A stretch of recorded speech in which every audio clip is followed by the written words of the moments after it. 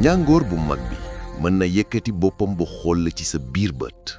ay yaramam yu am doole lu tolloo ni 10 kilos moo koy jàppale mu yëkkati yaramam ba 1,50 m ci kaw suuf. ni yeneen ñàngoor yi mën na yaatal dënnam ngir gën a yaatal deeru putam. ci àll bi jaan bu mag bi mën na dund ba am 20 at te mën na romb 5 mètres ci guddaay. ci jaan bi lépp lu rëy laak ni mu bëggee lekk ak bariwaayu dàngar bi muy defar. benn matt mën na rëy ñee ci ñetti waxtu. ci nit 30 minutes fanweeri simili rekk doy na ngir mu rëy ko. loolu am na lu ko waral li mu gën a bëgg lekk mooy yeneen jaan yu mag yi. dafay jëfandikoo lamingu suuf gi ngir yëgi yëngu-yëngu yu ndaw yi ci suuf si ba mën a jàpp li muy wut.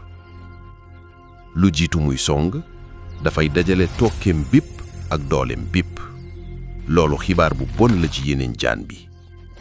ci ay simili yu néew tokki bi dafay yàq yaram bi. yaram wi du mën a yëngu noyyi bi di dàq te xel mi di yàqu. ca saasa yeneen tokke yi di tàmbali di reesal yaram yu ci biir. bañu ñàngoor bi yu jëm ci ginnaaw ñoo koy jàppale mu mën a warax ñam wi lu yomb. jaan bu gudd ba 3 mètres mën na dugg lu yomb ci biir ñàngoor bu 5 mètres ak genn wàll.